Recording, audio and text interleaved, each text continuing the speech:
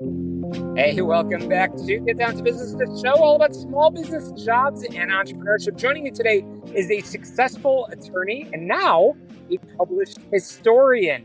Our guest is Tom Patterson from Patterson Law Firm, who has recently authored the book, American Populist, Huey Long of Louisiana. Tom has taken a deep dive into the life and political career of one of the most dynamic, controversial, and influential figures in 20th century American history. But we're not just going to talk about history. We're going to analyze Huey Long's unique and often polarizing leadership style and maybe discuss a little bit about how these populist strategies might, for better or worse, apply to the competitive landscape of the modern business world. Welcome to the show, Tom. Thanks for joining me.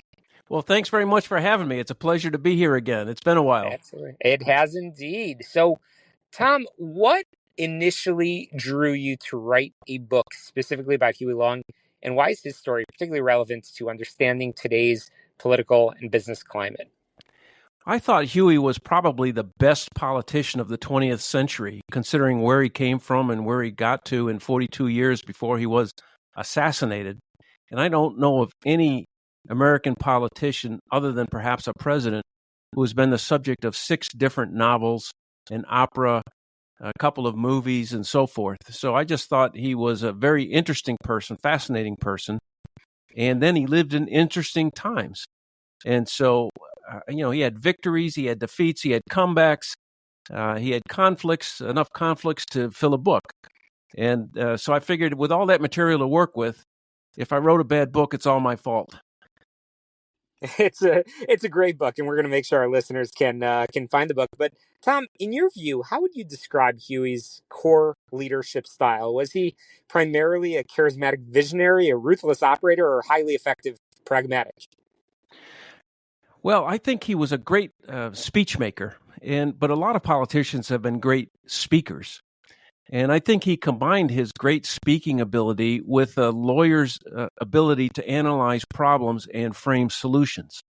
And then not only did he use his speaking ability and his proposed solutions as a way to obtain office, but after he got into office, he was very pragmatic and was able to implement the platform and program that he had promised to the voters. So that made him a very formidable politician because he not only spoke well and got support for his programs and ideas, but then when he got into office, he actually implemented them. Yeah. And communication. We talk all about communication on this program all the time, Tom. Long was a master of populist communication. What was his most effective communication technique or message that modern business leaders could adapt to connect with their own audience or customer base? Well, he had quite a few speaking techniques. He would use analogies, he would use barnyard metaphors, he would use jokes, he would use demeaning nicknames for his political opponents. I think a lot of his speaking ability was obtained from his salesmanship career. He was a door-to-door salesman for 4 years, starting at age 16 when he left home to become a traveling salesman. And so he learned a great deal of sales techniques at the time. And the science of salesmanship was just coming into its own at the turn of the century when he became a salesman. So the idea was to attract interest and then to create desire and then to close the sale. Fascinating. Absolutely fascinating. And again, to my question, there's always opportunities to learn, especially, again, to adapt in business. What I've read, Tom, is that Huey's slogan was "Every man a king." How did he use the promise of economic reform and wealth redistribution to mobilize support? And how does that tactic relate to building loyalty among employees or a customer base today?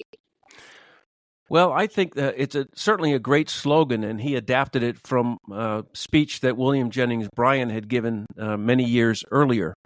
And I think that if you look at Trump's slogan today, "Make America Great Again," you'd have to go back to Huey Long to see a slogan that rivaled that one for its power to mobilize people. I think it creates a picture in people's mind as to what Huey was getting at. And he was in favor of redistribution of the wealth so that every deserving family would have a minimum income and the rich would not become so powerful as to rule the society of the United States like an oligarchy or like a feudalism. That's what he was concerned about, a modern feudalism where a few oligarchs at the top rendered everyone else serfs and peasants at the bottom. Mm. And I like that you brought this into our current political leadership, because when we look at Huey's massive political and infrastructure successes, he achieved it often through somewhat controversial means. Where would you say, Tom, is the line for a business leader between being a disruptor who ignores tradition and being a ruthless operator who ignores ethics? Well, it's interesting. I don't think political leaders exactly translate to business leadership, but there are certain commonalities, as you point out.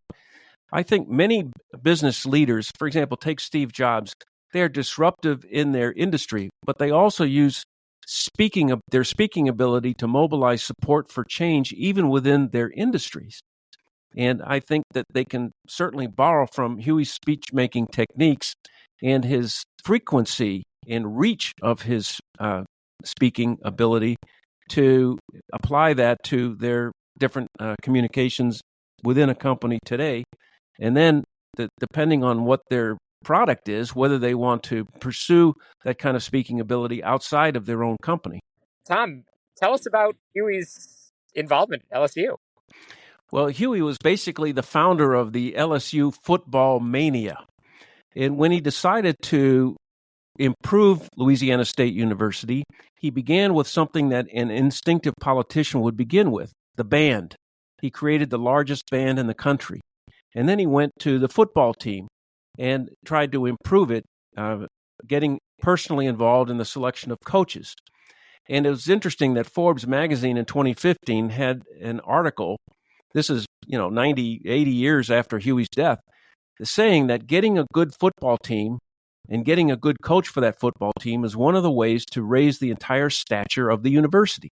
So Huey began with the things that an instinctive politician would begin with, and then they recruited an outstanding faculty, including Robert Penn Warren, Clint Brooks, and others, and they even started the Southern Review, which was one of the preeminent journals of the arts and culture in the entire United States. And then, but what I think it's interesting for business people is Huey always stated that LSU was equal to Harvard, Yale, or Johns Hopkins University.